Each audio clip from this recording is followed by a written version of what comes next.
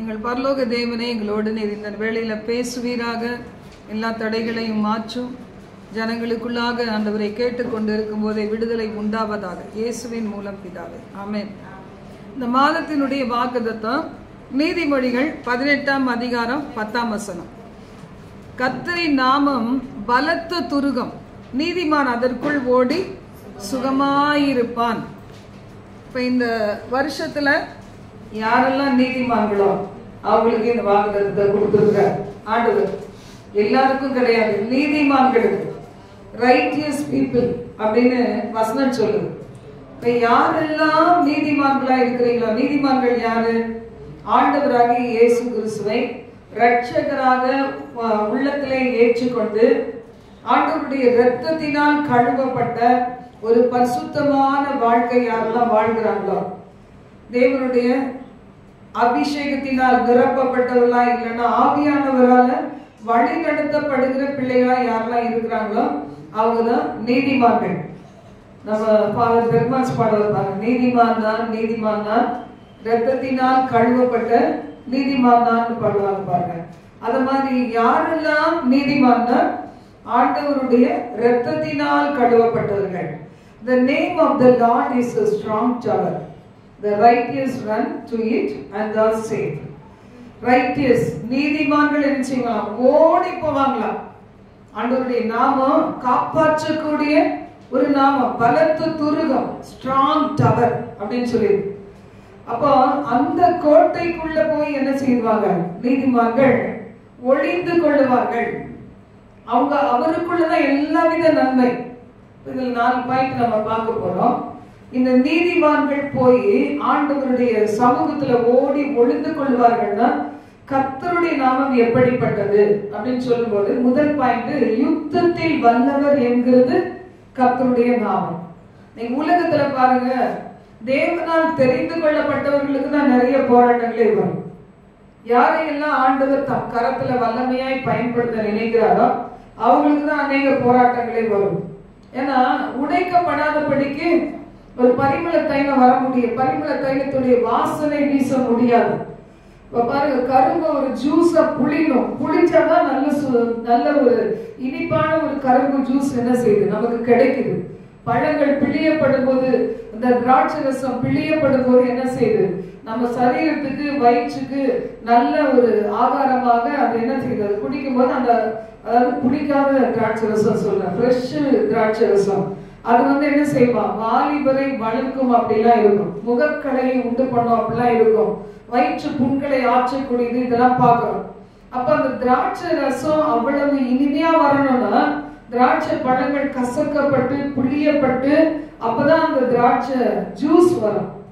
அது மாதிரிதான் கர்த்தருடைய பிள்ளைகளுடைய வாழ்க்கையில பாத்தீங்கன்னா, தெரிந்து கொள்ளப்பட்ட பிள்ளைகள், தேவனால் பயன்படுத்த என்று சொல்லி கர்த்தர் முன்குறித்திருக்கிற பிள்ளைகள், பரலோக ராஜ்யத்துக்கு யாரெல்லாம் நான் கொண்டு செல்லணும்னு அவர் முன்குறித்திருக்கிறாரோ அந்த பிள்ளைகள் எல்லாருக்குமே இடுக்கமான பாதுதான். போராட்டம் இல்லாம ஆசீர்வாதத்தை காணவே முடியாது. அப்போ ஆண்டவராகிய கர்த்தர் யாரு? யுத்தத்தில் வல்லவர் என்கிறது அவர் நாமம். அவனுக்கு அவர் பலத்த துருகம். யாத்திராகமம் 15ஆம் அதிகாரத்துல நீங்க பார்க்கும்போது முதல் 11 வசனத்துல பாருங்க, யுத்தத்தில் வல்லவராகி ஆண்டவரை குறிச்சு அவங்க பாட்டு பாடுறாங்க. நம்ம இது வருஷத்தினுடைய முதல் நாளா இருக்குன்னா நல்ல வார்த்தையை நம்ம பேசலாம். அதனால இதுல என்ன பார்க்கிறோம் பாருங்க, மோசேயும் இஸ்ரவேல் புத்திரரும் கர்த்தரை புகழ்ந்து பாடின பாட்டு. அப்ப யுத்தத்திலே நமக்கு தேவன் ஜெயம் கொடுப்பார். அந்த கொடுக்கிற நேரத்தில் நம்ம என்ன செய்யணும்? நீதிமான்களாகிய நாம் கர்த்தரை பாட வேண்டும், கர்த்தரை துதிக்க வேண்டும், கர்த்தரை உயர்த்த வேண்டும். இன்னைக்கு எல்லாரும் மேல போயிட்டாங்கன்னா போதும், அந்த ஒரு லெவல்ல வந்துட்டாங்கன்னா பாருங்க, அதுக்கு பிறகு என்ன செய்ய மாட்டாங்க? கர்த்தருக்கும் அவங்களுக்கு சம்பந்தமே இருக்காது. இது போக நினைச்சுறாங்க. ஆண்டவர் வச்சிருக்கிற உயர்வுகள் எத்தனையோ இருக்க, அந்த உயர்வுகளுக்கு தகுதி இல்லாத நிலைமையில அதே லெவல்லயே அவங்க கீழே விழுந்துறாங்க. ஆனா ஆண்டவர்கிட்ட நம்ம பரலோக ராஜ்யம் போய் சேர்ற வரைக்கும் நன்மையும் கிருபையும் ஆசீர்வாதங்களும் எல்லாம் இருக்குது. அப்புறம் முதிர் வயதான போது கூட என்ன செய்தாராம்? வெள்ளியும் பொன்னும் உடைய சீமானாய் இருந்தார். இப்ப நம்ம வாழ்க்கையில கூட பாருங்க, ஆண்டவர் நம்மள அவ்வளவு நேசிக்கிறார். கர்த்தருடைய அன்புக்கு அளவே கிடையாது. என்னுடைய பிள்ளைகளுக்காக எனக்காக கூட வாக்குத்தத்தை எடுக்கும் போது இந்த பிள்ளைகள் மேல ஆண்டவர் எவ்வளவு அன்பு வைத்திருக்கிறார் அப்படின்னு சொல்லி பார்க்கும்போது, நன்மைகளை கொடுக்க அவர் ஆயத்தமா இருக்கிறார். சிங்கக்குட்டி கூட தாழ்ச்சி பட்னியா இருக்கும். கர்த்தரை தேவனுக்கு என்ன இல்ல, ஒரு நன்மை குறைவில்லை. எத்தனை பேருக்கு அந்த வாக்குத்தத்தை எடுத்துருப்பீங்க இல்ல? கர்த்தரை தேடலுக்கு வந்துச்சா இல்லையா உங்களுக்கு வாக்குத்தத்தங்கள்? கர்த்தரை தேடலுக்கு ஒரு நன்மை குறைபடாது. அப்ப கர்த்தரை தேடணும்ல, தேடாதவங்களுக்கு தான் தேடுன்னு வரும். அது மாதிரி இன்னைக்கு வாக்குத்தத்தை பார்க்கும்போது எனக்கு சந்தோஷமா இருந்துச்சு. நம்ம சொன்னா ஏறாது. நான் வருஷத்துக்கு ஒரு முறை இப்படி இதை எடுத்து அவங்களுக்கு அனுப்பி வச்சா அப்பவாது கர்த்தரை நல்லா தேடட்டும். இன்னைக்கு நீதிமான்களாய் நாம ஆண்டவருடைய நாமம் பலத்த துருகம் என்று சொல்லி சொல்லுவோமானா, அந்த பலத்த துருகத்துல என்ன செய்யணும்? அவர் கிட்ட வந்துட்டு அவரை உயர்த்தி உயர்த்தி பாடி துதிக்க வேண்டும். அவர் செய்த நன்மைகளை நினைவு கூர்ந்து ஆண்டவருக்கு ஸ்தோத்திரம் சொல்லணும். நீ சாட்சி சொன்னீங்க, ஆனா அந்த சாட்சி பாத்தீங்கன்னா எப்படி இருக்கணும்? ஜீவனுள்ள சாட்சியா இருக்கணும். இது கேட்கும் போதே மற்றவங்களுக்குள்ள ஒரு விசுவாசம் வரணும். அவங்க என்ன செய்யணும்? எங்களுடைய வாழ்க்கையில கூட இந்த மாதிரி பிரச்சனைகள் வந்தா, போராட்டம் வந்தா, வியாதி வந்தா, மரண கண்ணிகள் வந்தா, எனக்கு ஒரு ஆண்டவர் இருக்கிறாரு, இதே ஆண்டவர் தான் நானும் வணங்குகிறேன், எனக்கும் அற்புதம் செய்வார்னு சொல்லி அந்த நம்பிக்கை வரணும். அதுக்காக தான் நம்ம என்ன செய்யறோம்? சாட்சி சொல்றோம். நம்ம பெரிய ஆளுங்கிறதுக்கு இல்ல, ஆண்டவர் பெரியவரா இருந்தார், ஆண்டவர் செபத்தை கேட்கிறவரா இருந்தார். இதுக்காக நம்ம சாட்சி சொல்லுறோம். இதான் பார்க்கிறோம். அவர் மகிமையாய் வெற்றி சிறந்தார், குதிரையையும் குதிரை வீரனையும் கடலிலே தள்ளினார். அதுக்கு தேவ பிள்ளைகள்லாம் பாத்தீங்கன்னா, குதிரை வீரர்னா என்ன அர்த்தம்னா உலக பிரகாரமான நல்ல நன்மைகளோட இருப்பாங்க பாத்தீங்களா? அதனாலதான் வசனம் சொல்லுது, சில ரதங்களை குறித்தும் சில குதிரைகளை குறித்தும் மேன்மை பாராட்டுவார்கள், நாங்களும் எங்கள் தேவனாகிய கர்த்தருடைய நாமத்தை குறித்து மேன்மை பாராட்டுவோம். அவர்கள் எல்லாம் முறிந்து விழுந்தார்கள், நாங்களும் எழுந்து நிமிர்ந்து நிற்கிறோம். அப்போ இந்த ரதங்கள் குதிரைகள்னா சில பேருக்கு பாருங்க, தாங்கிட்ட இருக்கிற ஸ்ட்ரென்த் தான் அது பெரிய ரதம், குதிரை மாதிரி, சேரியட் மாதிரி. எனக்கு எவ்வளவு பலம் இருக்கு பாத்தியா?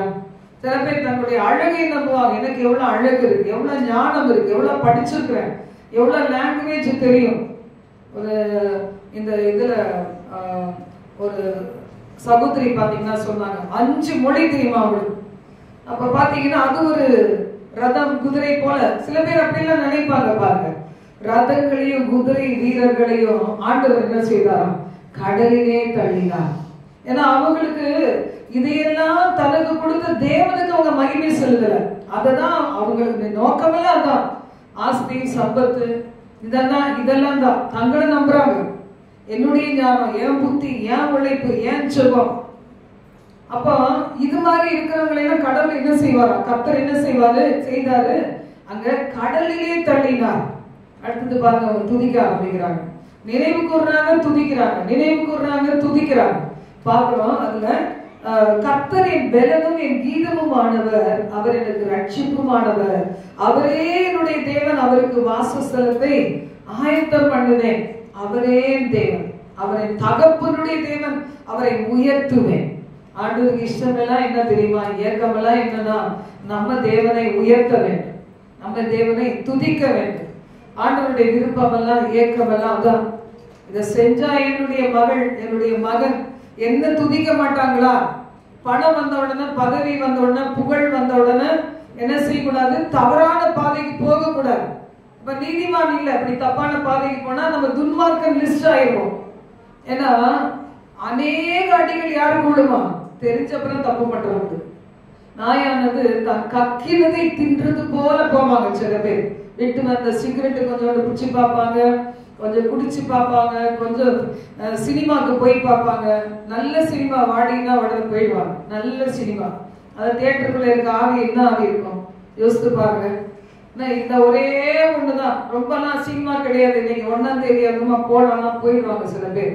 நீதிமான் லிஸ்ட்ல இருந்து கேன்சல் பண்றவர் கர்த்தர். நீதிமான் தான். நீதிமானுக்கு அவர் எப்படிப்பட்டவர்? பலத்த துருகமானவர். அவருடைய நாமம் பலத்த துருகம். வசனம் சொல்லுகிறது, அவரே என்னுடைய தகப்பனை அவரை உயர்த்துவேன், கர்த்தரை யுத்தத்தில் வல்லவர். அவருடைய நாமம் என்னது? கர்த்தர் என்பது அவருடைய நாமம். யுத்தத்தில் வல்லவர் கர்த்தர். அப்ப கர்த்தாவேன்னு சொல்றோம். நம்முடைய ஆபத்து நேரத்துல கூப்பிடுறோம்னா அவரை எப்படி சொல்லி கூப்பிடுறோம்? யுத்தத்தில் வல்லவரே, எனக்காக யாரும் இல்லையே, நீங்க எனக்காக பேச மாட்டீங்களா, எனக்காக யுத்தம் செய்ய மாட்டீங்களா அப்படின்னு சொல்லும்போது கர்த்தர் நம்முடைய தேவனாக இருக்கிறார். அதுக்கு அடுத்ததெல்லாம் நீங்க வாசித்து பார்த்தீங்கன்னா அவர் என்ன எப்படிப்பட்டவரா? பார்வோனின் ரதங்களையும் சேனைகளையும் சமுத்திரத்திலே தள்ளுகிறவர். பிரதான அதிபதிகள் சிவந்த சமுத்திரத்திலே அழிந்து போனார்கள். துணிகரம் கொண்டு நம்மளை சூழ வந்து நமக்கு ஏதாவது தீங்கு செய்யணும்னு இந்த வருஷமெல்லாம் யாராவது வந்தாங்கன்னா, ஏதாவது கிரிகள் துரத்திக்கிட்டு வந்துச்சுன்னா, எந்த மனுஷராவது நமக்கு தீங்கு செய்யறதுக்கு வந்தாங்கன்னா ஆண்டவருடைய வார்த்தை சொல்லுது, அவர்கள் எல்லாம் சமுத்திரத்தினுடைய நடு மையத்துல இல்லாமல் போக பண்ணுவேன் அப்படின்னு கர்த்தருடைய வார்த்தை சொல்லுது. அல்லேலூயா. நாம மட்டும் ஆண்டவருடைய பிள்ளையா இருந்தா, நீதிமானா இருந்தா, உலகத்துல பெரிய பணக்காரங்க இருப்பாங்க, பெரிய வசதி உள்ளவங்க இருப்பாங்க, பெரிய படிப்பாளிங்க இருப்பாங்க, ஒண்ணுமே நமக்கு இல்லைனாலும் கர்த்தருடைய நாமத்தை நம்ம அறிந்திருக்கிறோம். அதுக்காக நம்ம எவ்வளவு தூரம் நமக்கு நன்றி சொல்லணும் தெரியுமா? அல்லேலூயா. நம்ம தான் சொல்றோம், யாராவது கர்த்தருடைய நாமத்தை ஏற்றுக்கொள்றாங்களான்னு பாருங்க. தெரிஞ்சவங்களே கர்த்தருடைய நாமத்தை மறுதலிக்கிறது போல பாவங்களை செய்யறாங்க. அப்ப அவங்களுக்கு கர்த்தர் இல்ல, என்ன இருந்து என்ன பிரயோஜனம்? ஒரு பிரயோஜனம் கிடையாது. நாம போக்கஸ் பண்றதெல்லாம் இந்த உலகத்து காரியம் கிடையாது. பரலோக ராஜ்யம் எவ்வளவு நாள் வாழ போறோம் நமக்கு தெரியாது. நாட்களை எண்ணுகிற ஒரு அறிவு வேணும் பாருங்க. நமக்கு அது இருந்துச்சுனாவே நம்ம ஆசீர்வாதமா இருக்க முடியும். கர்த்தருடைய வார்த்தை அவர் எப்படியெல்லாம் வந்து அவர் பட்சித்து போட்டாரு. அப்புறம் இதுல 8ஆம் வசனம் சொல்லும், நாசியின் சுவாசத்தினால் ஜலம் குவிந்து நின்றது.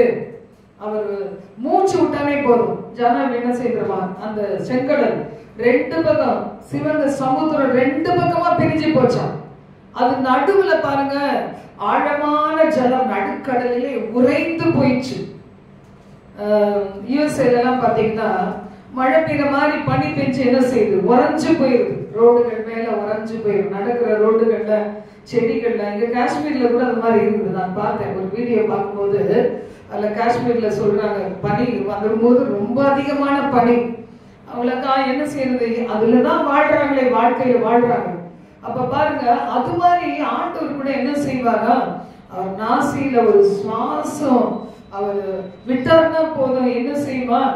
அது ஜலத்தை குவிய பண்ணி நடுக்கடலிலே ஆழமான ஜலம் உறைந்து போயிடுச்சு. அதுக்கு மேல நடக்கிற அளவுக்கு கர்த்தர் மாத்தி இருக்கிறார். அப்ப எவ்வளவு பெரிய தேவன், ஞானம் உள்ள தேவன். அவருடைய ஒவ்வொரு அசைவிலையும் அர்த்தம் இருந்துச்சு. அவரை பின்பற்றினா நம்ம கூட என்ன செய்யலாம்? அவரை போலவே, இயேசுவை போலவே. அவர் சொல்றார், என்னை விசுவாசிக்கிறவன் நான் செய்த காரியங்களை தானும் செய்வான், இதை விட மேலான காரியங்களை செய்வான். இன்னைக்கு உலகத்துல இருக்கிற தேவை நிறைந்த ஜனங்களை பார்த்தீங்கன்னா ஒரு நாள் நமக்கு பெருமையே வராது. நம்ம ஜெபத்துல நமக்கு பெருமை வராது. நம்முடைய ஊழியர் செய்யறதுல பெருமை பாராட்டவே மாட்டோம். உலகம் தேவைகளுக்கு நடுவுல இருக்குது. நம்மை சூழ இருக்கிற ஜனங்கள் கூட தேவைகளுக்கு நடுவில் தான் இருக்கிறாங்க. ஆனா என்ன செய்யறாங்க? அப்படியே ஒரு வேஷமா வாழ்ந்துட்டு இருக்கிறாங்க. ஆனா தேவை நிறைந்த ஜனத்துக்கு மத்தியில என் ஜெபத்தால யாரையும் அசைக்க முடியலையே, என்னுடைய சாட்சி நிறைந்த ஜீவித்தால் அசைக்க முடியலையே. இந்த உலகம் பாத்தீங்கன்னா என்ன நம்மள நினைக்குதுன்னா, இயேசு கிறிஸ்துவை துன்பப்படுத்துறது போல துன்பப்படுத்திட்டு என்ன நினைக்குது? பிதாவே இவர்களுக்கு மன்னியும், தாங்கள் செய்வது இன்னதென்று அறியாது இருக்கிறார்கள் அப்படி சொல்லணும்னு நினைக்குது பாருங்க. நம்ம குடும்பத்திலே எடுத்துக்காங்களேன், நமக்கு பிடிக்காதெல்லாம் செய்வாங்க. எது நம்மளை மூட் அவுட் பண்ணோம், எது நம்மளை தாங்கிக்க மாட்டோம், எல்லாமே கண்ணு முன்னாடி செய்வாங்க. ஆனா எதிர்பார்க்கிறது என்னன்னா, நம்ம இயேசுவாக இருக்கணும்னு எதிர்பார்க்கிறாங்க. நம்மளால முடியுதா பாத்தீங்களா? சில நேரம் டென்ஷன் ஆயிடும். நம்மளும் மனுஷன் தானேன்னு சொல்லிக்கிறோம். ஆனா உலகம் என்ன எதிர்பார்க்குது? இவகிட்ட இயேசு இருந்தா அப்படின்னா எதிர்பார்க்குது. நாங்களாம் எப்படி இருக்கோம் பாருங்க. அவங்க நீதிமான்களா இல்ல. அவங்க எந்த வழிகளையும் அவங்க இன்பத்தை அனுபவிச்சுட்டு அதை நம்ம பார்த்துட்டு எப்படி இருக்கணும்னு நினைக்கிறாங்க? சந்தோஷமா இருக்கணும். நான் நினைச்சு பார்த்தேன், இயேசு கிறிஸ்து வாழ்ந்த நாள்ல எந்த பாவியா பார்த்து ரொம்ப சந்தோஷமா பார்த்தாரா? இந்த பாவியை பார்க்கும் போதெல்லாம் மனது உருகினார். அவன் மனம் திரும்ப மாட்டானா அப்படின்னு காத்திருந்தார். பிசாசுக்காகவும் அவருடைய தூதருக்காகவும் ஆயத்தம் பண்ணின நரகத்துல தடுத்துக்கொண்டு ஆண்டவருக்கு ஆசையே கிடையாது. அவர் சந்தோஷப்படலைன்னா நான் சந்தோஷப்பட முடியுமா? யோசித்து பாருங்க, நம்ம சந்தோஷப்பட முடியுமா? உங்களுடைய வீட்டில் உள்ளவங்க ஒருத்தன் பாவம் செய்யறாங்க துணிகரமா, அதுவும் உங்க கண்ணு முன்னாடியே செய்யறாங்க. அப்ப நீங்க என்ன செய்வீங்க? சந்தோஷமா பார்த்து சிரிச்சுட்டு இருப்பீங்களா? வேற யாரோ கூட நம்ம சிரிப்போம். ஒரு குடியான கீழே விழுந்து கிடக்குறான்னா நம்ம யாரோ ஒருத்தர் தான் சிரிப்போம். நம்முடைய குடும்பத்தை சார்ந்தவங்களா நம்மளால முடியுமா? யோசித்து பாருங்க. ஒரு பிள்ளைக்கு ஒரு வியாதி வருதுன்னா அவங்க சீக்கிரம் சொல்லுவாங்க, அவங்க செஞ்ச பாவம் தான் வியாதி வந்துச்சுவாங்க. ஆனா இதுவே நம்முடைய குடும்பத்துல என்ன செய்யும்? யோசித்து பாருங்க. ஆண்டவருடைய சிந்தை நமக்கு இருக்க வேண்டும். கர்த்தரின் வார்த்தை சொல்லுது, 11 வசனம் சொல்லுகிறது. வாசிக்கிறீங்களா யாராவது? கர்த்தாவே தேவர்களில் உமக்கு ஒப்பானவர் யார்? பரிசுத்தத்தில் மகத்துவம் உள்ளவரும் துதிகளில் பயப்படத்தக்கவரும், பரிசுத்தத்தில் மகத்துவம் உள்ளவரும் துதிகளில் பயப்படத்தக்கவரும், அற்புதங்களை செய்கிறவருமாகிய உமக்கு ஒப்பானவர் யார்? இப்படி எப்படி தெரியுமா சொல்ல முடியும் இந்த வார்த்தைய? உமக்கு ஒப்பானவர் யார் ஆண்டவரேன்னு சொல்ல முடியும்னா, எல்லாத்தையும் பார்த்தாதான், எல்லா நம்பிக்கையும் நம்மளை விட்டு அச்சு போகும்போது தான் சொல்ல முடியும். ஆண்டவரே உமக்கு ஒப்பானவர் யார் ஆண்டவரே? ஒரு சகோதரி பாருங்க, இப்போ அவங்க இதுல ஆந்திரால எங்கேயோ ஒரு இடத்துல இருக்கிறாங்க. அவங்க பாத்தீங்கன்னா அவங்களுக்கு கர்த்தருக்குள்ள வரும் முன்னாடி எல்லாமே இருந்துச்சா, பணம் இருந்துச்சு, நல்ல பிசினஸ், நல்ல வருமானம். ஆனா இல்லாத ஒண்ணு என்னன்னா நிம்மதி, சமாதானம். அவங்களுக்கு அந்த இல்லாத ஒண்ணு எப்ப கிடைச்சதுன்னா கர்த்தர்கிட்ட வந்தப்ப தான் கிடைச்சிடும். ரேணுகா அம்மா கூட அப்படிதான் சொல்லுவாங்க, என்னை விட்டு எல்லாம் போச்சு அப்படிதானே, நகையெல்லாம் போச்சு, தொலைஞ்சி போச்சு, யாரோ எடுத்துக்கிட்டாங்க, இப்பவும் எல்லாத்தையும் இழந்திருக்காங்கன்னா சந்தோஷமா இருக்காங்க பாருங்க. எல்லாம் இருக்கும்போது அவங்க இருந்த சந்தோஷத்தை விட எல்லாம் போன பிறகுதான் சந்தோஷம். டிசம்பர் 21 நான் சிலதெல்லாம் தூக்கி அப்படியே குப்பத்தொட்டில போட்டேன். காஸ்ட்லி, ஆனா குப்பத்தொட்டில போட்டேன். அதுக்கப்புறம் தான் எனக்கு ரொம்ப ஹாப்பியா இருக்குன்றதை விட மகிமையா இருக்குதுன்னு நான் நினைக்கிறேன். அப்ப ஆண்டவர் பாருங்க, அவருக்கு முன்னாடி எதுவுமே பெருசு கிடையாது. கர்த்தருக்கு முன்னாடி எதுவுமே பெருசு கிடையவே கிடையாது. எது இருந்தாலும் இல்லாட்டாலும் ஆண்டவராகிய கர்த்தர் மட்டும் நமக்கு இருந்தா அவருக்கு ஒப்பானவர் யாருமே கிடையாது. அந்த அறிவு இருக்குது பாருங்க, எல்லாருக்கும் வராது. அந்த அறிவு கிறிஸ்தவர்களுக்கு எல்லாம் வந்துருச்சுன்னா நல்லா இருக்கும். ஆனா அந்த அறிவு கிறிஸ்தவர்களுக்கும் யாரா இருந்தாலும் அது ஒரு பெரிய பாக்கியம். அதை பெற்றவர்கள் பாக்கியவாங்க. அப்ப நம்முடைய கர்த்தர் யாரு? யுத்தத்தில் வல்லவர். கர்த்தர் என்பது அவருடைய நாமம். பாருங்க, யுத்தம் அப்படின்னாவே என்ன செய்யும்? யுத்த நேரத்துல என்ன செய்வாங்களா? அந்த காலத்துல எல்லாம் எக்காலம் ஊதுவாங்க இல்ல. எக்காலம் ஊதும் போது என்ன செய்வாங்க? நெகேமியா காலத்துல எல்லாம் எதிரிகள் வந்து அலங்கம் கட்டி முடிக்கப்படாத படிக்கு தொந்தரவு பண்ணும் போதெல்லாம் அவங்க நெகேமியா என்ன சொல்றாரு? நம்ம எல்லாம் செதறி கிடந்து இந்த அலங்கத்தை கட்டி எழுப்புவோம். ஒவ்வொருத்தருக்கும் ஒரு வேலை கொடுத்துட்டாரு. அப்ப எக்காலத்தை நாங்கள் ஊதும் போது எதிரிகளுடைய அந்த சூழ்ச்சிகள் நம்மளை வந்து தாக்காது. நம்ம எல்லாரும் ஒன்று கூடி விடுவோம், செயல்படுவோம், இணைந்து செயல்படுவோம் அப்படின்னு சொல்றாரு. அதே மாதிரிதான் இந்த வருஷம் நம்ம என்ன செய்யணும்னா இணைந்து இருக்கணும். தேவன் உங்களுக்கு கொடுத்த குடும்பத்துல இணைந்து இருக்கணும். தேவன் கொடுத்த சபையோடு இணைந்து இருக்கணும். பரிசுத்தமான பிள்ளைகளோடு இணைந்து இருக்கணும். இந்த பிணைப்பு இருந்துச்சுன்னா நம்ம என்ன செய்ய மாட்டோம்? விழுந்து போக மாட்டோம். நான் தனியா இல்லை, எனக்கு மேல நிறைய ஊழியக்காரர்கள் இருக்கிறாங்க. நான் அவர்களுக்கு ஆலோசனை கேட்கிறேன், அவர்களுக்கு நான் ஜெபித்துக் கொள்ளுகிறேன். அப்படி எனக்கு மேல இன்னும் அதிகமான கிருபைகள் பொருந்தின ஊழியக்காரர்கள், உத்தமமான ஊழியக்காரர்களோட நான் இன்னும் டச் வச்சுட்டு தான் இருக்கிறேன். நான் தனியா நின்னாலும் கீழே விழுவேன். நான் என்னை தாங்கிறதுக்கு அநேக கரங்களை தேவன் கொடுத்துருக்கிறார். நீங்க கூட இருக்கிறீங்க தான். ஆனா எனக்கும் மேல இருக்கிறவங்க ஒரு சிலரோட ஐக்கியம் வைத்திருக்கிறேன். அதனால்தான் நான் விழுந்து போகாம இருக்கிறேன். இப்ப இன்றைக்கு இந்த ஐக்கியத்தை நாம் காத்துக்கொள்ள வேண்டும். அடுத்தது பாருங்க, கர்த்தரின் நாமம் பலத்த துருகம். நீதிமானவர்கள் ஓடி சுகமா இருப்பேன்னா சுகமா இருப்பான்னு சொல்லியிருக்கு. அப்ப அவருடைய நாமம் என்ன? வல்லமையுடையவர். வல்லமையுடையவர். அடிக்கடி நம்ம சிஸ்டர் ஜாமனம், வல்லமையுடையவர் மகிமையானவர்களை செய்வார், வல்லமையுடையவர் மகிமையானவர்களை செய்வார். இதை எடுக்கும் போது எனக்கு அதுதான் தோணுச்சு பாருங்க. லூக்கா 1:49 வல்லமை உடையவர் மகிமையானவைகளை செய்தார், எனக்கு செய்தார், அவருடைய நாமம் பரிசுத்தம் உள்ளது. யாருக்கு செய்வேன்னு சொல்லிடுறார்? எனக்கு செய்வார். நீதிமானா இருக்கிற எனக்கு செய்வார். வல்லமை உள்ளவர், மகிமையானவைகளை செய்தார். இது யாரு புகழ்ந்து பாக்குற? இது யாரு புகழ்றாங்க அப்படின்னா மரியாள் என்ன செய்யறாங்க? தன்னுடைய வயிற்றுல தேவகுமாரன் பிறக்க போறாங்க.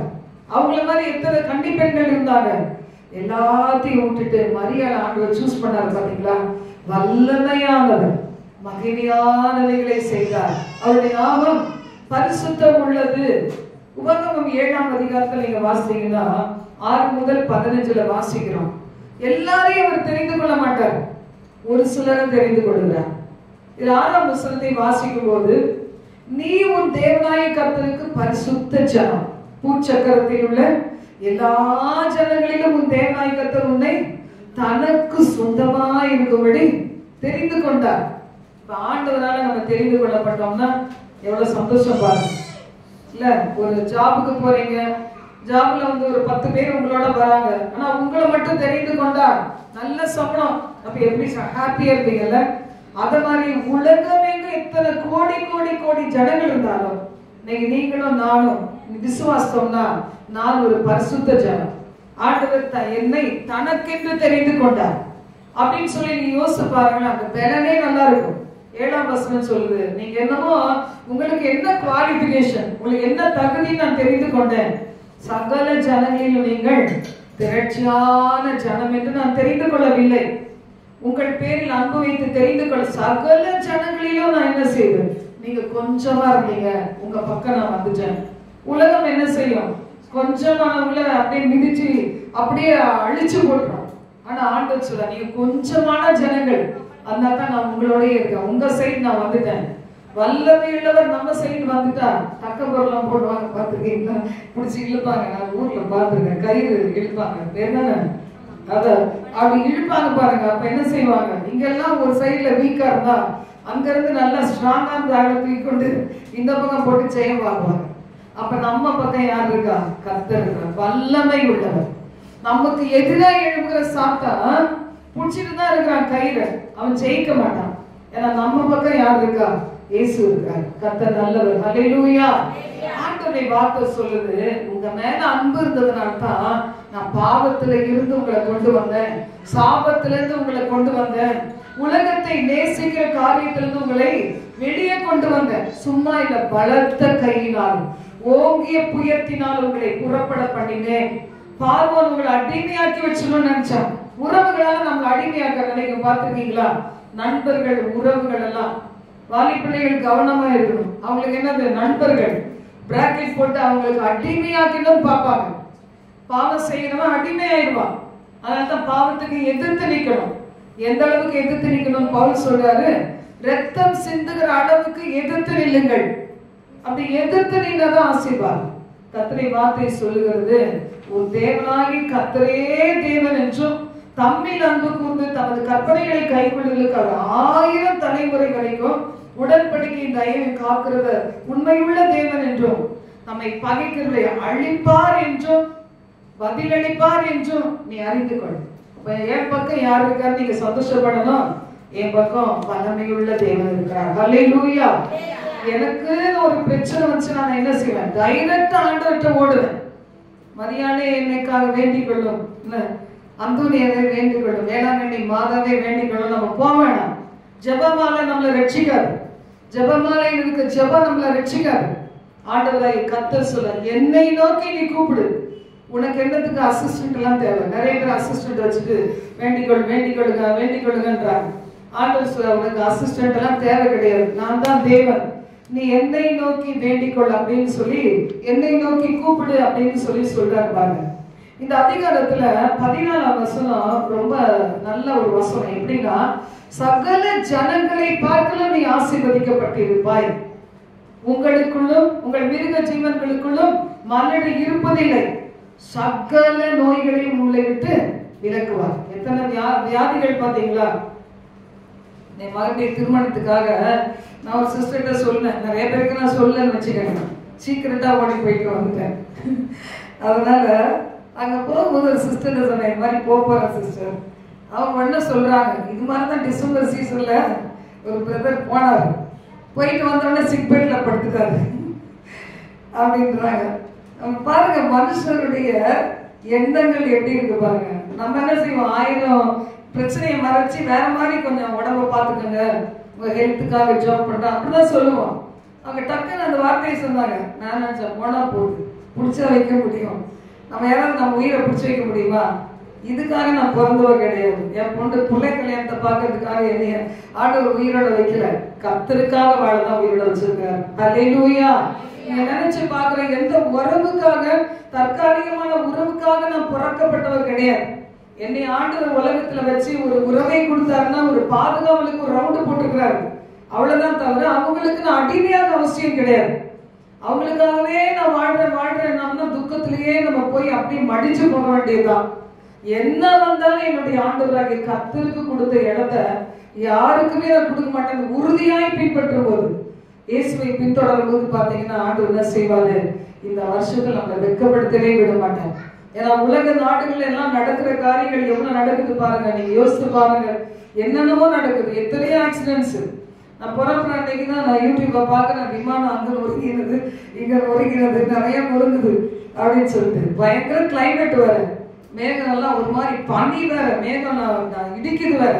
இது என்ன இடிக்குது சார் தெரியல, பயங்கர சத்தம்.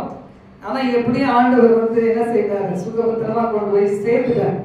கர்த்தர் நல்லவரா இருந்தார். ஹல்லேலூயா. பாட்டர் சொல்றாரு, உனக்கு என்னென்ன வியாதி தெரியுமா? சில பேர் வியாதியை நினைச்சுட்டே இருப்பாங்க. நான் சொல்றேன், ஆண்டவரே நான் வந்துட்டேன் சென்னைக்கு, அந்த சிஸ்டருடைய வார்த்தை என் இருதயத்துல இருக்கக்கூடாது, என் சிந்தையில இருக்கக்கூடாது, அவங்க சொன்ன மாதிரி எனக்கு நடக்க போறதே கிடையாது அப்படின்னு நான் சொல்லும் போதுதான் எனக்குள்ள ஒரு உற்சாகம் வந்து. அதான் ஆண்டவர் சொல்றாரு, சகல நோய்களையும் உன்னை விட்டு நீக்குவார், உனக்கு தெரிந்திருக்கிற எகிப்தியரின் கொடிய ரோகங்களே ஒன்றும் உன்னை வரப்பண்ணாமல் உன்னை பகைக்கிறவள் மேல் வரப்படுவார். ஹல்லேலூயா. ஆண்டவர் எப்படிப்பட்டவர் பாத்தீங்களா? இப்ப இன்னைக்கு தேவனை நம்முடைய தெய்வமாக, இயேசு கிறிஸ்துவை நம்முடைய தெய்வமாக கொண்டிருந்தோம்னா அதுக்கு இணையே கிடையாது. இயேசு கிறிஸ்துவை ரட்சகராக ஏற்றுக்கொள்ளாதவர்களை விட நம்மளை எத்தனையோ கோடி கோடி மடங்கு பெரியவர்களா நம்ம நினைத்துக் கொள்ளணும். இந்த பெரிய பாக்கியத்துல எனக்கு பங்கு கொடுத்திருக்கிறாரு, நான் தான் பாக்கியவான், நான் தான் பாக்கியவதி நினைக்கணும். மற்றவங்க என்ன மாதிரி அவங்க நமக்கு உயரமா இருக்கிற மாதிரி காமிச்சாலும் அவங்க என்ன செய்யல, பாவம், அவங்களாம் நரகத்துக்கு போயிடக்கூடாது. நம்ம தான் ஜெபம் பண்ணோம். இயேசுவை ரட்சகராக ஏற்றுக்கொள்ளாத யாரா இருந்தாலும் அவங்க வந்து சன்மார்க்கங்களா இருந்தா கூட, நீதி நியாயத்துல நடந்தா கூட அவங்க பரவாயில்ல போக முடியாது. அப்ப என்ன செய்யணும், நம்முடைய எண்ணம் ஏக்கம் எல்லாம், உங்களுக்கு கூட நிறைய இடத்துல வேலை செய்வீங்க, நல்லவங்களா இருப்பாங்க, ஆனா மரிச்சா எங்க போவாங்க யோசித்து பாருங்க. இவ்வளவு நல்ல குணம் இருக்குது, ஆனா மரிச்சிட்டா அவங்க நரகத்துக்கு போயிடுவாங்களே ஒரு பாரம் இருக்கணும். அவங்களுக்காக ஜெபிக்கணும், எல்லாரும் பார்க்கிற எல்லாருக்காகவும் ஜெபிக்கணும். அங்க போயிட்டு வரும்போது அவங்களுடைய நிலைமையெல்லாம் பார்க்கும்போது, இங்க யாராவது கண்ணீர் விட்டு அழுது ஜெபிக்கிறவங்க இருக்காங்களா, சபைகள் இருக்குதா அப்படின்னு சொல்லி நான் தேடி பார்த்தேன். மெக்சிகோன்ற ஒரு இடத்துல பாத்தீங்கன்னா ஃபுல்லா ஆர்சி சர்ச் தான். அந்த சர்ச்சுக்கு எத்தனை பேர் போறாங்க? அந்த மாதிரி அவங்களுடைய கல்ச்சரே வேற மாதிரி இருக்குது. அப்ப நினைச்சேன், நம்ம இந்தியா தேசம் கொடுத்து வச்ச தேசம், ஆனா ஜனங்கள் தான் என்ன செய்ய மாட்டேங்கிறாங்க, வர மாட்டேங்கிறாங்க. நம்ம ஆண்டவருக்குள்ள வந்த நம்மள பெருமையா நினைக்கிறதே கிடையாது. நான் ஆண்டவரை கும்பிடுறேன்னா நமக்குள்ள ஒரு என்ன செய்யணும், ஒரு தெம்பு இருக்கணும். அவங்கள பார்த்து அவங்க 4 கார் வச்சிருக்கிறாங்க, அவங்க பெரிய வீடு வச்சிருக்கிறாங்க, அவங்க வீட்டுல பாரு என்னென்ன சாப்பிடுறாங்க, அவங்க என்னென்ன ட்ரெஸ் வச்சிருக்காங்க, எவ்வளவு நகையெல்லாம் அள்ளி போட்டிருக்காங்க. இது மேலேயே நம்ம கண்டு வைக்க கூடாது. இதை விட மேலானது சொத்து நம்ம ஆண்டவர் இருக்கிறார். அவர் கொடுத்த ரட்சிப்பு இருக்கு, அவர் கொடுத்த பாவ மன்னிப்பு இருக்கு. நம்ம தலை நிமிர்ந்து வாழாததுனால்தான் இன்னைக்கு நம்மளெல்லாம் ஒரு சின்ன ஜாதின்னு தள்ளி வச்சிருக்காங்க. அப்படிதானே, சிறுபான்மை மக்கள். ஆனா ஆண்டவர் சொல்ற, சிறுபான்மை பக்கத்துலதான் நான் இருக்கேன்னு சொல்றாரு. யாரு வந்து உங்களை சின்னவங்க நினைக்கிறாங்களோ, சிறு பூச்சி நினைக்கிறாங்களோ, சின்ன கூட்டம் நினைக்கிறாங்களோ, அங்கதான் நான் இருக்கிறேன்னு சொல்றேன். கர்த்தர் நல்லவர். அடுத்து 3வது பாருங்க, எங்கள் மீட்பருடைய நாமம் என்ன? இஸ்ரவேலின் பரிசுத்தராகிய கர்த்தர். அப்போ என்ன வந்தாலும் நம்ம என்ன செய்வோம் நம்முடைய வாழ்க்கையில இந்த வருஷத்துல, அவர் யாரு? இஸ்ரவேலின் பரிசுத்தராகிய சேனைகளுடைய கர்த்தர். ஒரு தனி தேவன் கிடையாது. அவங்க 33 கோடி தேவர்கள் தேவதைகள் எல்லாம் சொல்றாங்க. ஆனா சில பேர் பாத்தீங்கன்னா மரிச்சு போனவங்க எல்லாம் தெய்வமா மாத்திடுறாங்க. ஹஸ்பண்ட் மரிச்ச சமயம் எங்க வீட்டுக்கு முன்னாடி ஹெல்ப் பண்றதுக்கு வரும் ஒரு மகள். அவர் சொன்னாங்க, உங்க வீட்டுக்காரர் எங்கேயுமே போல, நீங்க தனியாவே இல்லை, அவர் உங்களோடய உலாவிட்டு இருக்கிறார். அவர் எங்க போனமோ போயிருப்பாரு இல்ல, அவர் தான் உங்களுக்கு காவல் அப்படின்னு. நான் சொன்னேன், எனக்கு காவல் இயேசுதான் காவல். அவங்க எல்லாம் எங்க போய் சேர்ந்துருக்கோமோ போய் சேர்ந்துருப்பாங்க, என்னோட இருக்க முடியாது. மறிச்ச ஒரு மனுஷனுடைய ஆவி ஏன் கூட இருந்தா நான் என்ன செய்யணும்? யோசித்து பாருங்க. செத்தாவி அடிச்சு வெட்ட வேண்டியது. அப்படி கிடையாது. என் கூட யார் இருக்காரு? தேவன் இருக்கிறார், ஆவியான தேவனா இருக்கிறார். இந்த உண்மை நம்ம புரிந்து கொண்டோம்னு வச்சுக்கீங்களா, நம்ம தலை நிமிர்ந்து இருக்க முடியும். ஒரு மனுஷனால கொடுக்க முடியாது எல்லாமே தேவன் தருவார். ஒரு மனுஷனால எதெல்லாம் நமக்கு தர முடியலையோ, எதை செய்ய முடியல அத்தனையும் ஆண்டவர் செய்வார். அப்படி ஒரு நல்ல தேவன் நம்முடைய தேவன். லேவியராகமம் 24:16 சொல்லுகிறது, இந்த இஸ்ரவேலின் பரிசுத்தராகிய சேனைகளுடைய கர்த்தருடைய நாமத்தை எவன் நிந்திக்கிறானோ, கர்த்தருடைய நாமத்தை நிந்திக்கிறவன் கொலை செய்யப்பட வேண்டும். பாருங்க, ஆண்டவர் தன்னுடைய நாமத்து மேல வைராக்கியம் உள்ளவர். கிறிஸ்தவங்க சொல்லிட்டு அந்த நல்ல கிறிஸ்துவின் நாமத்தை தூஷித்தவனா வசனம் சொல்லுகிறது, அவன் கொலை செய்யப்பட வேண்டும். பரதேசியோ சுதேசியோ கர்த்தரை நாமத்தை தூஷிக்கிறவன் கொலை செய்யப்பட வேண்டும் போட்டுக்கு பாருங்க. அதனால்தான் இந்த 1 சாமுவேல் 2 சாமுவேல் கட்டாயிருக்கு பாருங்க. கோலியாத்துக்கு எதிராக தாவீது வந்தது. 17ஆம் அதிகாரம் 25 முதல் 36. 1 சாமுவேல் தானே, எடுத்து பாருங்க, வாசிங்க. அதுல பாக்குறோம் 25ல இருந்து. அந்த நேரத்தில் இஸ்ரவேலர் வந்து நிற்கிற அந்த மனுஷனை கண்டீர்களா? இஸ்ரவேலை நிந்திக்க வந்து நிற்கிறான். 1 சாமுவேல் 2 சாமுவேல் 1 சாமுவேல் 17:25 முதல் 36. இப்ப அதுல பாருங்க, இவனை என்ன செய்யணும்? வாசிங்க. 1 சாமுவேல் 17:25. அந்த இடத்திலே இஸ்ரவேலர் வந்து நிற்கிற அந்த மனுஷனை கண்டீர்களா? இஸ்ரவேலரை நிந்திக்கிற வந்து நின்றீர்கள். இவனை கொல்லுகிறவன் எவனோ அவனை ராஜா மிகவும். அவன் என்ன செய்யறான்? அவர் இஸ்ரவேலின் தேவனாகிய பரிசுத்தராகிய சேனைகளின் கர்த்தரை தூஷிக்கிறான். அவனை எவனாவது கொன்றான்னா அவனுக்கு ராஜா என்ன செய்வாராம்? சவுல் ராஜா அவனை ஐஸ்வர்யவானாக்குவாராம். அதுல சொல்லியிருக்காங்க, ஐஸ்வர்யமாகி தன்னை குமாரத்தையை தந்து அவன் தகப்பன் வீட்டாருக்கு இஸ்ரவேலிலே சர்வமானியம் கொடுப்பார் அப்படின்னு ஒண்ணு அவங்க என்ன செய்யறாங்க, மேல தட்டி சொல்லுவாங்க. பாத்தீங்களா, இவன் ஜெயிச்சா இது செய்யப்படும், இது செய்யப்படும். அப்போ தாவீது கேக்குறான், அப்படியா உண்மைதானா? என்ன செய்வாங்க? இந்த மனுஷனை சாப்பிடுச்சா என்ன நடக்கும்? அப்போ அவங்க அதையே சொல்றாங்க, இப்படி செய்யப்படும், இப்படி செய்யப்படும் சொல்லும் போது பாருங்க, அவங்க அண்ணன்களுக்கு எல்லாம் என்ன செய்யல, தாவீத நினைக்கிற தாவீத சொல்றாங்க, உனக்கு வேற வேலை கிடையாது, உன் வேலை ஆடு மேய்க்கிற வேலை. அந்த ஆடு மேய்க்கிற வேலை கொஞ்சம் ஆடை உங்ககிட்ட கொடுத்து மேய்க்க சொன்னா அதை விட்டுட்டு நீ இத மாதிரி நீ பண்றிய அப்படின்னு சொல்லி அவங்க கேக்குறாங்க. ஆனா கடைசியில பாருங்க, யார் கையில ஆண்டவர் ஒப்பு கொடுத்தாரு? இந்த சின்ன தாவீது கையில அந்த கோலியாத்தை ஒப்பு கொடுத்தார். ஏன்னா அவர் வாக்கு மாறாதவர். இஸ்ரவேலின் தேவனாகிய சேனைகளின் கர்த்தரை எவன் தூஷிக்கிறானோ அவன் கொல்லப்பட வேண்டும். அதே மாதிரி பாருங்க, தாவீது அவனுக்கு அந்த கல்லு கவனை வச்சு அதை எடுத்து அடிக்கும் போது பாத்தீங்கன்னா நேரா நெத்தி போட்டுல அவனுக்கு பட்டு அவன் மறிச்சு போறது நமக்கு நல்லா தெரியும். அப்ப ஆண்டவர் சொல்லுகிறார் பாருங்க, இந்த சத்தியத்தை அறிந்தவன் தாவீது எப்படி என்னுடைய தேவனாகிய இஸ்ரவேலின் பரிசுத்தராகிய சேனைகளுடைய கர்த்தரை நாமத்தை தூஷிக்க முடியும்? அப்ப பாருங்க, அந்த இடத்துல அவன் இறந்து போகிறத நம்ம பாக்குறோம். ஆண்டவர் நம்முடைய தேவன் பாருங்க. 3 பாயிண்ட் சொல்லிருக்கேன், ஒன்னு சொல்லுங்க பார்க்கலாம். முதலாவது பாயிண்ட் என்னது? யுத்தத்தில் வல்லவர் என்பது அவருடைய நாமம். நீதிமானாகிய நான் என்ன செய்வேன்? அவருக்குள் ஒளிந்து கொள்வேன், மறைந்து கொள்வேன். இரண்டாவது, வல்லமையானவர் மகிமையானவைகளை செய்தார். எவ்வளவோ பேர் இருக்க என்னை தெரிந்து கொண்டார். கர்த்தரை கனமான ஊழியத்துக்கு பாத்தீங்களா, நான் கூட நினைச்சு பாப்பா போயிடலாமா, பின்மாடிக்கு போயிடலாமா நினைப்பேன். அந்த ஆண்டவர் இழுத்து பிடிச்சி தூக்கிட்டு போட்டுருவாரு. சட்டையை பிடிச்சி பின்னாடி இருந்து தூக்கிட்டு போடுற மாதிரி போட்டோ கூட நாங்க ஸ்டேட்டஸ்ல போடுறத பாரு. அது மாதிரி பிடிச்சி இழுத்து செய் அப்படின்னு சொல்லி தூக்கிட்டு போடுறாரு. மூணாவது, சேனைகளின் பரிசுத்தராகிய இஸ்ரவேலின் பரிசுத்தராகிய சேனைகளை கர்த்தர் என்பது அவருடைய நாமம். அடுத்தது பாத்தீங்கன்னா நாலாவதாக நம்ம பார்க்கும்போது இதுல எக்கால சத்தத்தை கேட்க வாஞ்சி. நாலாவது நம்ம பார்க்கும்போது எக்காலம் ஊதும் போது ஓடி வந்து விடு. எக்காலம் ஊதுற சத்தம் கேட்டா கத்திரி நாமம் பலத்து துருகும். அப்ப எக்காலம் ஊதி ஒரு அறிவிப்பு வரும்போது என்ன செய்யணும்? நம்ம எல்லாரும் ஒன்னா கூடி வந்து விட வேண்டும், தேவ சமூகத்துல வந்து விட வேண்டும். எக்காலம் ஊதும் போதெல்லாம் எதிரியை நினைக்கின்றி. பாட்டு ஞாபகம் தான் இல்லை, எல்லாமே நான் தான் பாடும், நீங்க எல்லாம் மறந்துடுவீங்க. அதான் நான் தொடங்கல. ஆமோஸ் 3ஆம் அதிகாரம் 7-8 சொல்லுகிறது. யாராவது எடுத்தீங்கன்னா வாசிங்க. கர்த்தராகி ஆண்டவர் தீர்க்கதரிசிகளாகி தம்முடைய ஊழியக்காரனுக்கு தமது ரகசியத்தை வெளிப்படுத்தாமல் ஒரு காரியத்தையும் செய்ய மாட்டார். சிங்கம் கெர்ச்சிக்கிறது, யார் பயப்படாது இருப்பான்? கர்த்தராகி ஆண்டவர் பேசுகிறார், யார் தீர்க்க தரிசனம் சொல்லாது இருப்பான்? பாருங்க, ஆண்டவர் சபைக்கு வெளிப்படுத்துவார், உங்களுக்கும் வெளிப்படுத்துவார். நம்ம சபையில எப்படி இருக்கணும்? ஆதி அப்போஸ்தலர் காலத்தில் இருந்தது போல சொப்பனங்கள் தரிசன கிருபைகள் பெற்றவர்களாக இருக்கணும். அது பரிசுத்த ஆவியானவர் ஊற்றப்படும் போதே கொடுப்பாரு. இன்னும் இந்த 25ஆம் வருஷத்துல 2025ல நம்ம என்ன செய்யக்கூடாது?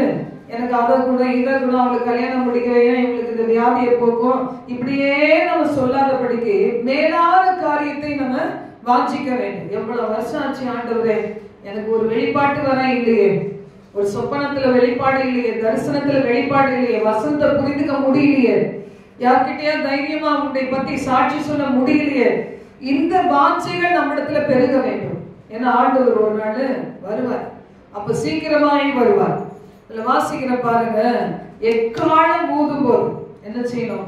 அவருடைய சித்தத்துக்குள்ள வந்துடணும், அவருடைய செட்டைகளுக்குள்ளாக வந்துடணும். அப்ப எக்கால சத்தத்தை நம்ம கேட்கறதுக்கு வாஞ்சிக்க வேண்டும். இந்த வருஷம் எத்தனை உபவாச கூட்டங்கள் வச்சாலும் நான் வந்துருவேன் ஆண்டவரே, இனிமே வந்துருவேன் ஆண்டவரே. அதிகாலையில 3 முறை ரீட் பண்றேன். ஏன்னா எப்படியா படுத்து தூங்குறவங்க எழுந்து வாங்க பாவம்னு சொல்லிட்டு. ஆனா அப்ப கூட என்ன செய்யுது? ஆஃப் பண்ணிட்டு பேசாம தூங்குறது நிறைய பேர். என்ன செய்யணும்? எக்கால சத்தம், அந்த அலாரமா நீங்க நினைக்கணும். நீ தூங்குறிய, உன் வீட்டுக்காக யார் கிருபை வாங்க முடியும்? பெண்கள் எல்லாம் தூங்குனா அவங்க ஜென்ஸும் ரட்சிக்கப்படாத சில பேர் அவங்க தூங்கிட்டு இருப்பாங்க. இவங்க லேடிஸும் தூங்குறதுனா யார் ஜெபிக்க முடியும்? உங்க வீட்டுக்கு தேவையான பாதுகாவலை யார் போட முடியும்? எந்த அளவுக்கு நீங்க எல்லாம் ஒன்னா எழுந்து எல்லாம் பார்க்கலாம்னா யார் உங்களுக்காக இருக்கிறா? யோசித்து பாருங்க. அப்போ ஆண்டவருடைய வார்த்தை யோவேல் 2ஆம் அதிகாரம் 13 முதல் 17, 19 இது சுருக்கமா நம்ம வாசிக்கலாம். நீங்கள் உங்கள் வஸ்திரங்களை அல்ல, உங்கள் இருதயங்களை கிழித்து உங்கள் தேவனாகிய கர்த்தரிடத்தில் திரும்புங்கள். அவர் இரக்கமும் மன உருக்கமும் நீடிய சாந்தமும் மிகுந்த கிருபையும் உள்ளவர், தீங்குக்கு மனஸ்தாபப்படுகிறமாய் இருக்கிறார். நீங்க பாத்தீங்களா? இந்த டிசம்பர் 31ஆம் தேதிக்குள்ள அது வருது, இது வருது, கடல் எல்லாம் வந்துருச்சு, இவ்வளவு தூரத்துக்கு வந்துருச்சு, அப்படியே உலகமே மூழ்கி போயிடுச்சு, பனி மேல உருகுது, எல்லாமே சொன்னாரு. ஆனா இன்னைக்கு 31ஆம் தேதியை கூட கர்த்தர் வெற்றியோடு காண வைத்திருக்கிறார். ஹல்லேலூயா. 31 முடிச்சு என்ன செய்தோம்? 2025 1ஆம் தேதிக்கு வந்துட்டோம். கர்த்தர் பாருங்க ஜம்ப் பண்ண வச்சுட்டாரு. மான்கள் அப்படியே எப்படி குதிச்சு போகுதோ அது மாதிரி நம்ம ஜம்ப் பண்ண வச்சிருக்கிறாரு. ஆண்டவர் நல்லவரா இருக்கிறார். அப்போ இந்த வருஷம் முழுவதும் உங்களுக்கு எது நான் பலமுறை சொல்லியிருக்கேன் இந்த வசனம். அப்ப எப்பெல்லாம் எக்கால சத்தத்தை போல ஒரு எச்சரிப்பு சொல்றாங்களோ தேவ ஊழியக்காரங்க அதுக்குதான் என்ன செய்யறது? அப்பப்போ உபவாச ஜெபம் சொல்லுவோம். 3 நாள் ஜெபம், நம்ம 40 நாள் ஜெபம், 40 நாள் 1 மாசம் ஜெபம் பண்ணோம் இல்ல? நவம்பர் மாசம் முழுதும் உபவாச ஜெபம் பண்ணோம். ஏன்னா எனக்கு தெரியும் டிசம்பருக்கு வெளியே கிளம்புறோம், அதனால தான் நவம்பர்லயே வச்சாச்சு. பாருங்க 1 மாசம் ஜெபம், இல்லைன்னா எப்பவுமே டிசம்பர்ல தான் நம்ம வைப்போம். சரி, அது வீணா போயிடக்கூடாது. அப்ப அதெல்லாம் நமக்கு பலனுக்கு மேல நமக்கு பலனை கொடுத்தது. நீங்க ஏதாவது ஒரு பாவத்துல இருந்து விடுதலை ஆகணும்னு வச்சுக்கோங்களேன், உபவாசம் இருந்து ஜெபம் பண்ணு. ஒரு நாள் உபவாசம் இருந்து, வாரத்துக்கு 1 நாள் உபவாசம் இருந்து, அந்த நேரத்துல ஆண்டவரே இந்த ஜாதி பிசாசு என்னை பாவத்துக்குள்ளாக்குது, ஆண்டவரே எப்படியாவது என்னை விடுதலையாக்கி என்னை பரிசுத்தமுள்ள மகனா மாத்திரோன்னு சொல்லி கேட்டு பாருங்களேன், கட்டாயம் விடுதலை தருவார். அப்போ இந்த வருஷம் நம்ம அப்படியா செய்யணும். பாருங்க, இப்படிலாம் வரிச்சாதான் ஒரு நாள் என்ன செய்வாரு? ஆண்டவர் மத்திய மாலையிலே வரும்போது சத்தம் கேட்கும். எக்கால சத்தம் எல்லாருக்கும் கேட்காது. ஒரே படுக்கையில 2 பேர் படுத்திருக்காங்க, 4 பேர் ஒரு ரூம்ல படுத்திருந்தா கூட எக்கால சத்தம் கேட்கணும்னா ரட்சகராக இயேசு கிறிஸ்துவின் வருகைக்கு ஒவ்வொரு நாளும் நம்மை ஆயத்தப்படுத்தி கொண்டே இருக்க வேண்டும். உன் தேவனாகி கர்த்தரை சந்திக்க ஆயத்தப்படு. ஆண்டவர் எனக்கு கட்டளை கொடுத்திருக்கிறார். உன் தேவனாகி கர்த்தரை சந்திக்க ஆயத்தப்படு. அதுக்கு முன்னாடி பிந்தின சீர் பெரிதாய் இருக்கும். பிளஸிங் என்னது? பிந்தின சீர் பெரிதாய் இருக்கும் முந்தின சீரை விட. அப்ப இன்னும் நிறைய வச்சிருக்கிறாரு பொழுது. நம்ம எப்ப என்ன நினைக்கிறோம், அதான் பிரச்சனை வந்துட்டா போதும் கர்த்தாவே அப்படின்னு டயர்டாயிடும். இனிமேலுமா ஓடணும், இனிமேலுமா வாழணும், போதுமே அப்படின்னு தோணுது. ஆனா ஆண்டவர் என்ன செய்யறாரு? இந்த வருஷத்துக்கு வாக்கு கொடுத்திருக்காரு, உன் பிந்தின சீர் பெரிதா இருக்கும் முந்தின சீரை விட. அப்ப தேவன் பெரிய காரியம் செய்ய போறார். அல்லேலூயா, அல்லேலூயா. ஆனா கீழ்ப்படிய வேண்டியது என்னது? உன் தேவனாகிய கர்த்தரை சந்திக்க ஆயத்தப்பட்டுட்டே இரு. உனக்கு அதுதான் தேவை.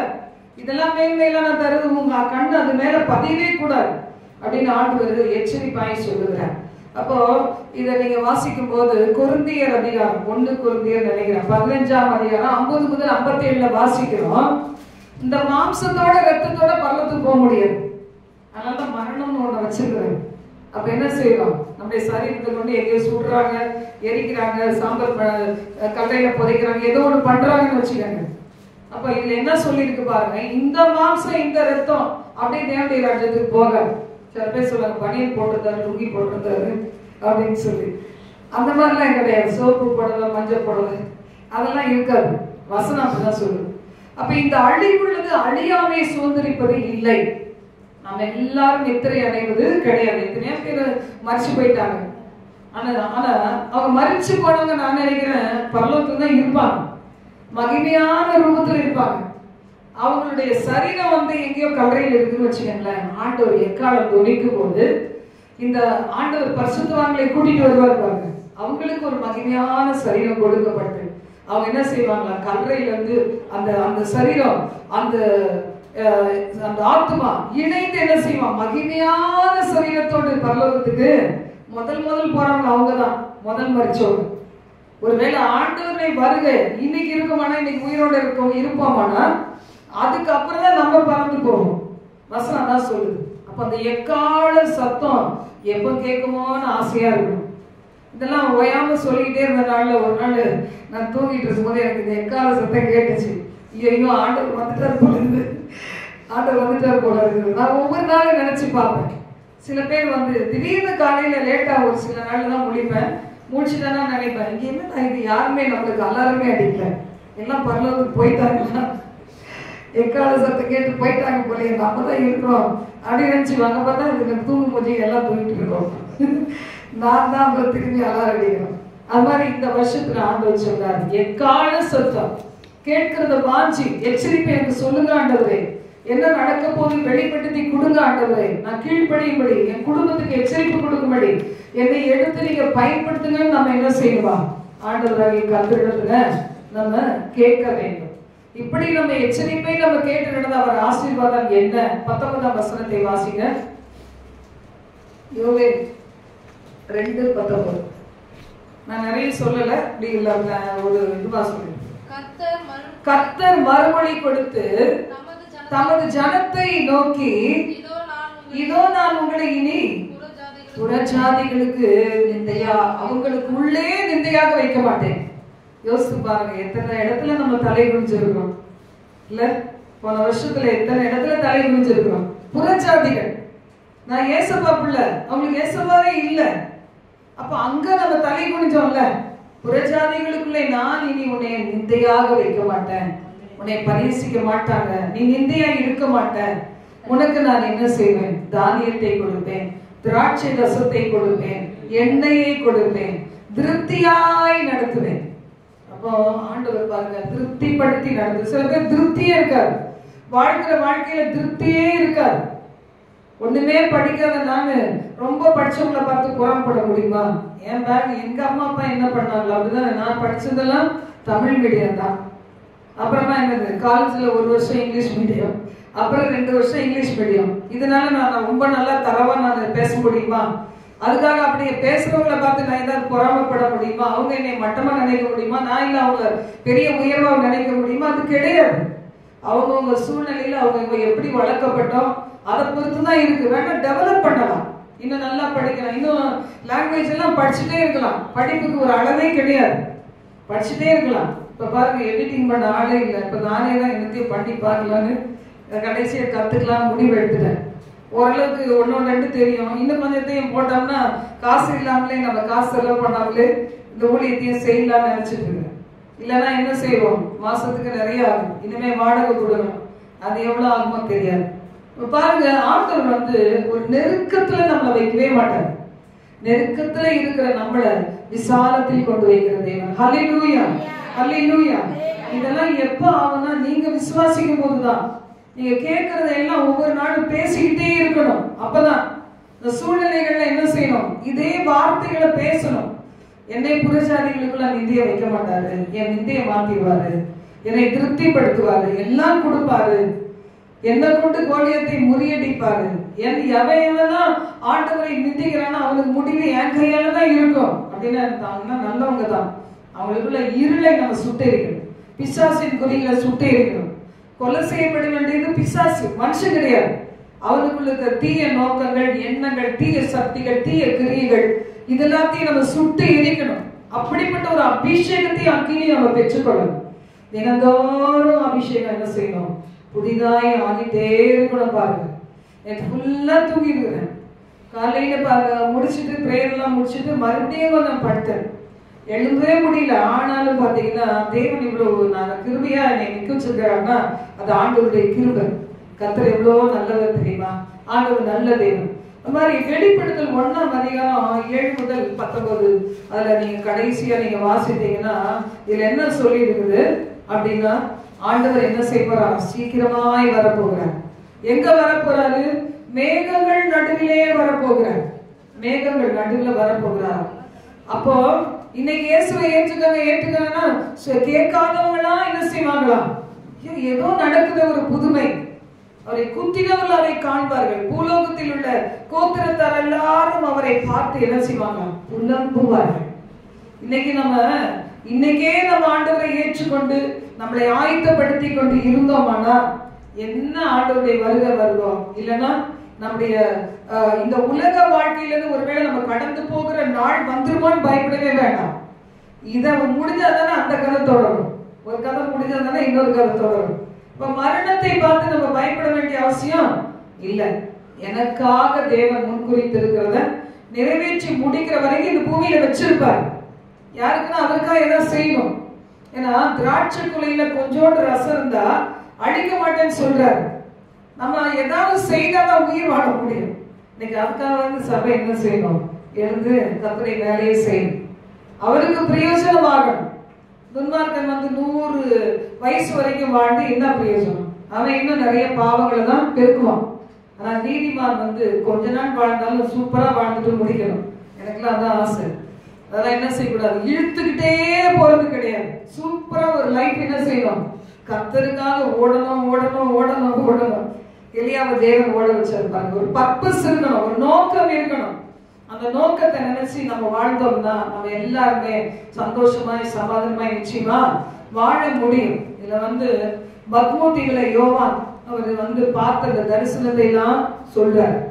பாண்டவராகிய இதுல நம்ம 10ஆம் வசனம் பார்க்கும்போது, கர்த்தருடைய நாளில் ஆவிக்குள்ளானே அப்படி எனக்கு பின்னாலே எக்காலம் சத்தம் போன்ற பெரிதான ஒரு சத்தத்தை கேட்டேன். அந்த சத்தத்துல இருந்து என்ன வந்துச்சா, நான் அல்பாவும் ஒமேகாவும் முந்தினவரும் பிந்தினவருமாய் இருக்கிறேன் அப்படின்னு சொல்லி அந்த சத்தத்திலிருந்து வெளிப்பாடு கிடைச்சது. இன்னைக்கு நம்ம கூட என்ன செய்யணும், தேவனுடைய சத்தத்தை கேட்கணும். போனவொன்னா மடமட ஜெபம் பண்ணிட்டு கண்ணை மூடிட்டு திரும்பி எழுந்து வந்துடக்கூடாது. கர்த்தருடைய சத்தத்தை நாம் கேட்க காத்திருக்கணும். அவர் பாருங்க நம்மளோட பேச ஆசையா இருக்கிறார். நமக்கு சில நேரம் வருதுல ஆசை, நம்ம பிள்ளைகளோட பேசுவோமா, இல்ல ஃப்ரெண்ட்ஸோட பேசுவோமா, ஊர்க்கதை பேசுவோமா, அதெல்லாம் விட்டுணும். அந்த ஆசையெல்லாம் என்ன கூட நான் எடுத்து போடணும் ஆண்டவரேன்னு கேட்டே இருந்தேன். நான் அங்கிருந்து வந்த உடனே கொஞ்சம் எல்லாருமே இருந்த உடனே வீட்டுக்கு வந்த உடனே யாருமே போன் பண்ணலையே அது மாதிரி ஒரு யோசனை வந்துச்சு. அப்புறம் பார்த்த ஆண்டவரே இந்த ஆசையை என்னை விட்டு எடுத்து போடுங்க. அவங்களுக்கு என்ன வேலை இருக்குதோ நமக்கு தெரியாது. நம்ம நினைவாவே இருக்கிறதுக்கு ஆண்டவர் தான் இருக்கிறார். வேற யாராவது இருக்க முடியுமா, யாருமே இருக்க முடியாது. அப்ப எதுக்கு அவங்க போன் பண்ணாருன்னா பண்ணட்டா என்ன, எப்பவும் நம்ம இருதயம் என்ன செய்யுது? ஏதோ ஒண்ணு தேவனுடைய சத்தத்தை கேட்கறதுக்கு இல்லாம எங்கேயோ ஒரு இடத்துல போய் இழுத்துட்டு போகுது பிசாசு. அதை நம்ம ஜெயிக்கும் போது பாத்தீங்கன்னா நிச்சயமா நம்ம இந்த வருஷத்துல எப்படி இருப்போம்?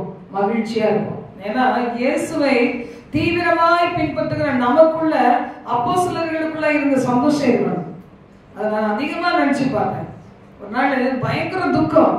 ஆனா ஆண்டவர் என்ன செய்யறாரு? உன்னைய நான் நல்லா நடத்துவேன், பாட்டு பாடு, தேவனை துதி அப்படின்னா அப்படி கம்முனே இருக்கிறேன். நான் ஒரு லிங்க்ல போனேன். அப்ப அந்த லிங்க்ல போனாலும் வாய் திறப்புன்னு பாக்குறேன். லிங்க்ல உள்ளவங்க பாட்டு பாடுறாங்க, நான் மட்டும் சும்மாவே இருக்கேன். அப்படியே இருக்கேன், அப்படியே டைட்டா இருந்துச்சு. அப்பதான் பாத்தீங்கன்னா ஒருத்தர் ஜெபம் பண்ணும்போது அவர் சொன்னார், நடத்திட்டு இருந்தவர் சொன்னார், அந்த துக்கத்தின் ஆவி எல்லாம் வெளியேறட்டும் அப்படின்னு சொல்லி கட்டளை கொடுத்தோம்னா பாத்தீங்கன்னா லேசா ஆயிடுச்சு இதுவே. அப்ப அதெல்லாம் ஒரு ஸ்பிரிட். அதனாலதான் இன்னைக்கு நிறைய பேர் என்ன செய்யறதில்ல, பாடுறது இல்ல, துதிக்கிறது இல்ல, ஆராதிக்கிறது இல்ல, சந்தோஷமா இருக்க ஒப்பு கொடுக்கறதே கிடையாது. எனக்கு அங்க இருந்ததுன்னா சந்தோஷமே கிடையாது, இங்க வந்தாதான் சந்தோஷமே. எங்க நம்ம ஜனங்களோட ஆண்டவர் நோக்கி பாருங்க இல்ல, தேவ சமூகத்துல இதுக்கு இணையே கிடையாது. கர்த்தருக்கு ஊழியம் செய்யும் போது வர்றதுக்கு இணையே கிடையாது. அங்க போட்டோ பிடிச்சா சிரி சிரி பள்ளக்காமின்றாங்க. அப்பதான் நாங்க போட்டோவே எடுப்போம். இங்க நம்ம சொல்லாமலே சிரிக்கிறோம் தேவ சமூகத்துல. அப்ப எது நல்லது, எது பெஸ்ட் பாருங்க. அவங்களுக்கு தெரியல, அப்படியே உம்முனா மூச்சு மாதிரி இருப்பாங்க, நல்லா சண்டை போட்டிருப்பாங்க. அப்பதான் கேமரா பார்த்தோம்னா ஈடு அப்படி சிரிப்பாங்க பாருங்க. ஒரு போஸ் எனக்கு சும்மா எடுத்தாலும் ஒழுங்கா வரேன், சிரிட்டு எடுத்தாங்கன்னா அசிங்கமா வந்து நான் சொல்லுவேன், நீ போட்டோ எடுக்குதுன்னா நீ என்னத்தையாவது பண்ணிட்டு இருக்கும்போது எடுத்து தொலைங்க. நேரம் பார்த்து இப்படி பாரு அப்படி பாரு பல்ல காமினா வேற மாதிரி நான் உங்களோட பிக்சர்ல இல்லாம இருந்தாலே நல்லா இருப்பேன் அப்படின்னு. அத மாதிரி பாருங்க, அவங்க ஆர்டிபிஷியல் சிரிப்பு உண்டாக்குறாங்க. நமக்கெல்லாம் ஆனந்தம் எங்க இருக்குது? உள்ளத்துல இருந்து பொங்கி வரும். என்னுள்ளம் தேவன் பால் என்ன செய்யுது? பொங்கி வலியுது. நம்ம எழுந்து நின்று அப்படியே ஜெபம் பண்ணலாமா? நான் உங்களுக்கு 3 மணி வரைக்கும் எழுக்கணும் நான் நினைக்கல. ப்ராம்ப்டா நீங்க இவ்வளவு நேரம் நிறைய பேர் தூங்கல, அதனால 2 மணிக்குள்ள நான் சொல்ல வேண்டிய பாயிண்ட்ஸ் எல்லாம் முடிச்சிட்டேன் ஓரளவுக்கு. அப்படியே எழுந்து நின்று கர்த்தரை நோக்கி பார்க்கலாம். ஹalleluya ரிபானா தியான்கா கர்த்தராதத பௌஷியா. ஆண்டவரே உமக்கு நாங்கள் நன்றி செலுத்துகிறோம் அப்பா. எங்கள் பரலோக தேவனே உமக்கு நாங்கள் நன்றி செலுத்துகிறோம் தகப்பனே.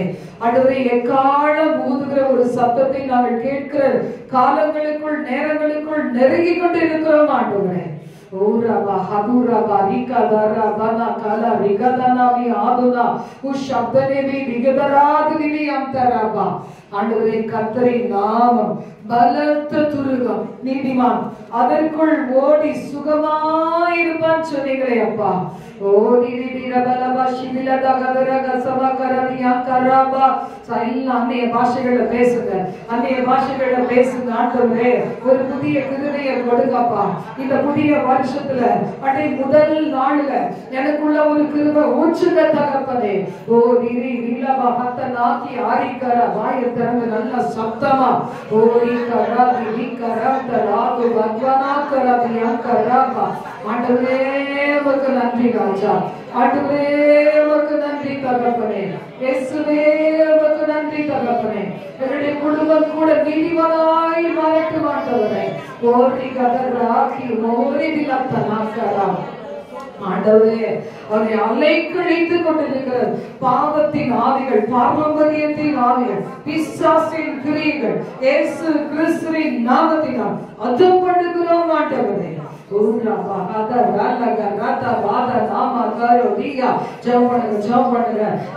குதிரை வீரனையும் கடலிலே நடு சமுத்திரத்திலே அழிய பண்ணின தேவனே.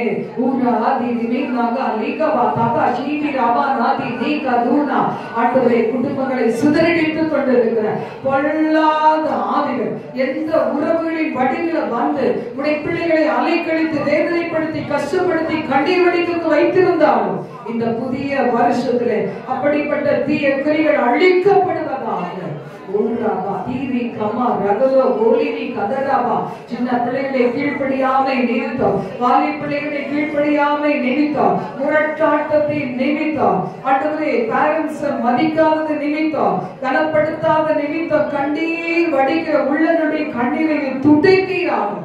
ಊರ ಕಪ್ಸಬಾಲನಿ ಕದೂರಿವಿ ಅಂತರ ನಮೌದುನ ಮೇನೆ ஊபலாதி மிக்க ராதகதுரிவி அங்கரப தேசம் முழுவதும் உலக நாடுகள் முழுவதும் எத்தனை தீமைகள் அப்பா, எத்தனை பாழாக்கு கொள்ளைகள், எத்தனை பயங்கரங்கள், இயற்கையின் அழிவுகள், அனாசம் மோசங்கள் இப்ப கூட இந்த தேசத்துல இந்த பனி ஒரு மாதிரி விஷப்பனி மாதிரி இருக்குதே, இந்த பனி எடுத்து போட ஆசீர்வாதமான பனியாய் மாற்றுங்க ராஜா. ஓ ரீலி கர பாகி மனாத சுபலா தல கத்தர கர உஷபிரி கர தீவிரி வி குருதி வி அம்தனா கர வி கஸ்லி கர தீவிரி வி அம்தனா கர வி கமல தியம் கர ஓ மன திவி கரந்த ராபன. ஆண்டவரே அப்பா காத்து மூலமாக, உணவு மூலமாக, மெடிகேஷன்ஸ் மூலமாக, ட்ரெஸ்ஸஸ் மூலமாக, ஆண்டவரே என்னை சுவாசிக்கிற காற்றுகள் மூலமாக, ஆண்டவரே சின்ன பிள்ளைகளுக்கு டாய்ஸ் மூலமாக, பிஸ்கட் ஸ்நாக்ஸ் ஆண்டவரே இவைகள் மூலமாக, நான்வெஜ் வெஜ் ஐட்டம் மூலமாக, தகப்பனே எங்கள் தேசத்துல இருக்கிற பிள்ளைகள், உலக நாடுகளில் பிள்ளைகள் ஆண்டவரே ஜீவன் சுகபலன் ஆரோக்கியத்துக்கு விரோதமாக எழுப்புகிற எல்லா கிரியைகள் இயேசு கிறிஸ்துவின் நாமத்தால் கட்டுப்படுவதாக சுட்டி எரித்துங்க ஆண்டவரே. ஊரா பாபா நதியாம் கலந்தரதியாம் கரபா ரீமனாதினி கரந்தரதியாம் கரந்தரபா எல்லாம் அந்நிய பாஷைகள்ல பேசுங்க. கர்த்தரை நோக்கி ஆண்டவரே இந்த வருஷம் நான் ஜெயம் பெற்ற மகளாய் இருக்கணும் ஆண்டவரே. தாவீதின் தேவனுக்கு ஜெயத்தை கொடுக்கணும் தகப்பனே. சேனைகளுடைய கர்த்தரின் நாமத்தை நான் தூஷித்திடக் கூடாது, நிந்திச்சிடக் கூடாது, அவமதிச்சிடக் கூடாது, என் குடும்பம் அவமதிச்சிடக் கூடாது, என் பிள்ளைகள் அவமதிச்சிடக் கூடாது. சேனைகளின் கர்த்தருடைய நாமத்தை ஆண்டவரை எவன் தூஷிக்கிறானோ அவர் கொலை செய்யப்பட கடவுள் வேதம் சொல்லுது. அழிக்கப்படாத படிக்கவை நாவுகளை திருத்துங்க, உதடுகளை திருத்துங்க ராஜா, இருதயத்தை திருத்துங்க, சிந்தனையை திருத்துங்க, வழிகளை திருத்துங்க. அடே உச்ச தலைமுதல் உள்ளங்கால் வரைக்கும் ஆண்டவரே உடைய அபிஷேக தைலம் நதியாய் இறங்கி வருவதாக.